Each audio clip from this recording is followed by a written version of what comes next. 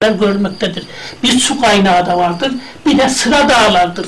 O baskına uğrarlarsa o dağda, o Osmanlı askeri suvarı olarak atlı geldiği için bunlar o dağlarda canlarını kurtarmak mümkündür. Onun için kat denilen yeri uygun görürler ve karargah olarak seçerler. İleri gelen yani lider olan aşiretlerin lider olan liderler oraya toplanırlar. Ondan sonra Pir Sultan Abdal'ı ozanları çağırırlar. Pir Sultan Abdal gelir, Kul Himmet gelir. Ozanları çağırırlar. Onlar burada kararlarını yaparlar. Bir kat seyahati diyoruz. Kat diye adını Harzemşah Devleti'nin baş şehrinin adını verirler oraya. Ondan sonra buranın adı Kat olsun derler. Oraya bir bayrak dikerler. Bayrağın rengi arka tarafı yeşil, ön tarafı kırmızıdır. Onun anlamı şudur. Biz önce Türk'üz, sonra Müslümanız. Bize Müslümanlık ikinci sırada gelir. Birinci sırada biz Türk'üz, Türklüğümüz önemlidir. Kırmızı Türklüğün sembolü, yeşil de Araplığın sembolü olmak üzere İslam olduklarını eder. Onu bugün bir bölgenin insanları gelinlerine duvak olarak kullanırlar. Önü kırmızı, arkası yeşil. Bu gelin mezarlarda da hem Türk hem Müslüman anlamında kullanırlar. İşte o bayrağı oraya dikerler. O dualarlar, kurbanlar keserler. Ondan sonra karar verirler. Pir Sultan Abdal, Kul Himmet, ozanlar diye şairler oba dağılır. Halkı galyana getirir. Örgütlediği gençleri kat karargahına gönderir. O gelen karargahtaki gençlere emir verilir. Oğlum bu gece gideceğiniz, silahı yakıp yıkacağınız, işte kadı halka zarar vermeyeceğiniz, kadı devlet devrilerini, kadı kız paşa, kadı müftü gibi yerlere basacaksınız, yakıp yığmalayacaksınız. Oradaki devlet memurlarını kendi safınıza çekmeye çalışacaksınız. Onları da döndürebildiklerinizi döndüreceksiniz derler. Onlar giderler, basarlar, birkaç defa yakarlar, yıkarlar. Ondan sonra bu taraftan gidenler o öteki obalara sığınır. O obalardan gelip silahı yakıp yıkanlar bu obalara sığınır. İzlerini kaybettirmek için. Böylelikle bu hareket sürer. Sürünce bu hareket İstanbul'a intikal eder haber. Derler ki işte Bozoklu Celal namazında birisi ayaklanmış Kızılbaş tayfası. Ondan sonra silahı yakıp yıkarmış.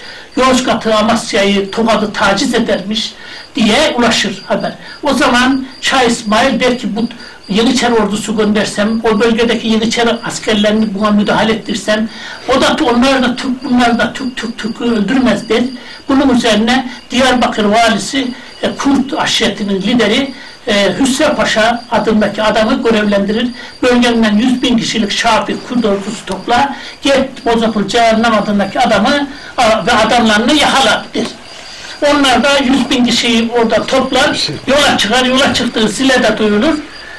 Sile'de duyulunca da ondan sonra bu Sile'de bulunan Celali adamları bu dellal bağırırken duyunca gelirler kat karargah haber verirler. Derler liderim böyle Sile'de dellal bağır diyorlar. 100.000 kişilik Kurd ordusu geliyormuş. Suvariymiş, hepsi atlıymış, silahlıymış.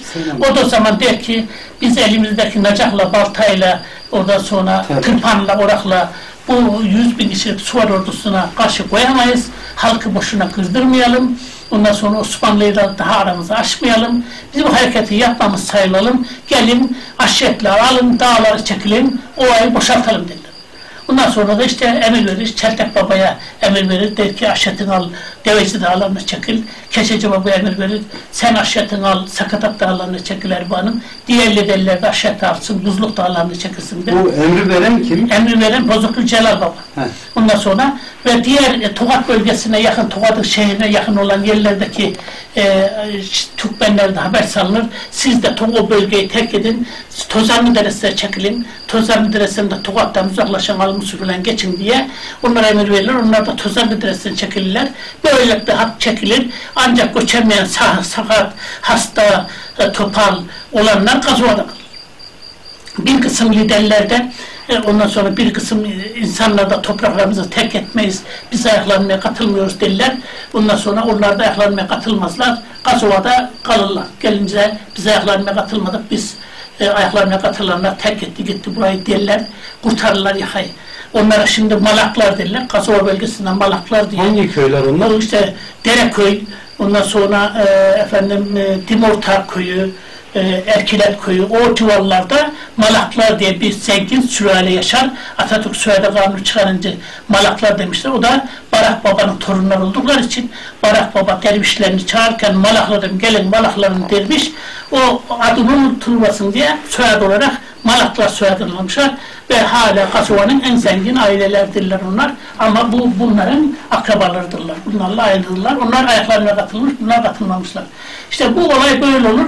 Ondan sonra da bu dağlara gelince işte kasabadakiler toplanır, topallar, sarkatlar ama Sile Kalesi'ne hapsedilir.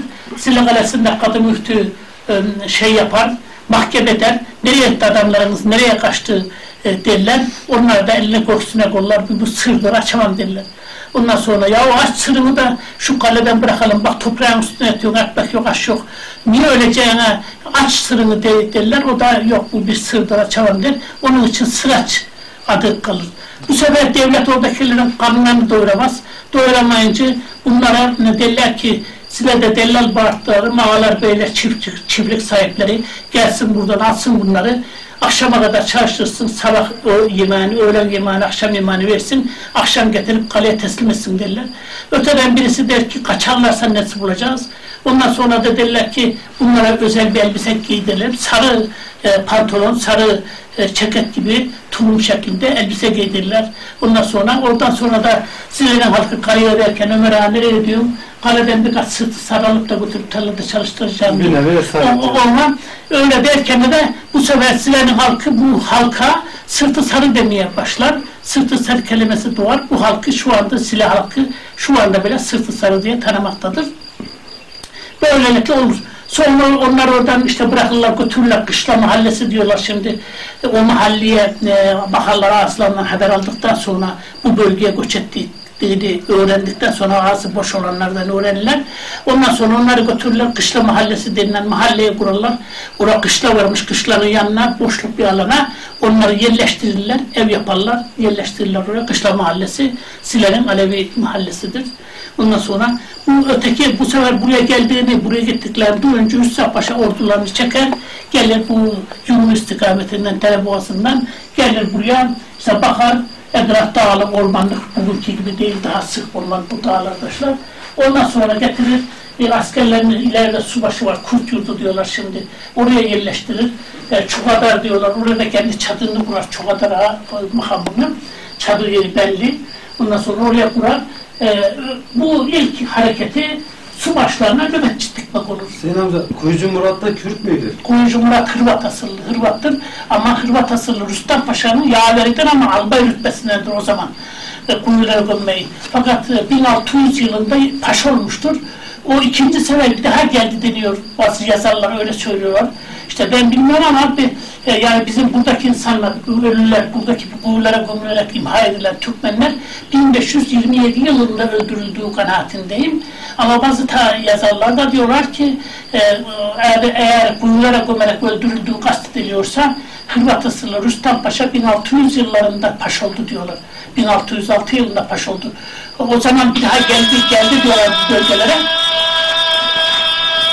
Bir Çelebiler var ya, onların işte bir kadıncık hanımı ne, ondan olduğu rivayet ediliyor, o soydan geldi. O kesin yok ama sahih değil, sahih değil. Ama o Hacı Bektaş'ın torunu olarak tanımlanıyor tarihi kayıtlarda. Ondan sonra post olarak da inanılıyor.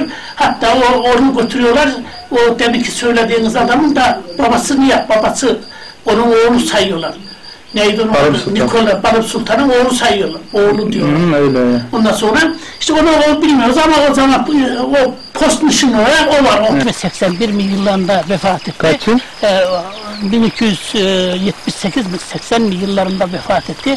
Halbuki Osmanlı Devleti 1399 yılında kuruldu. 1299. Ama amcasının oğulları Seyyid Ali Sultan'la Abdal Musa'yı bir de Geyikli Baba'yı Osmanlı Beyliği'ne gönderdi ki o beyliğin gelişmeleri hakkında bilgi toplayın, bana haber verin diye. Hüseyin amca, önce zulümler mi başlıyor, isyanlar mı?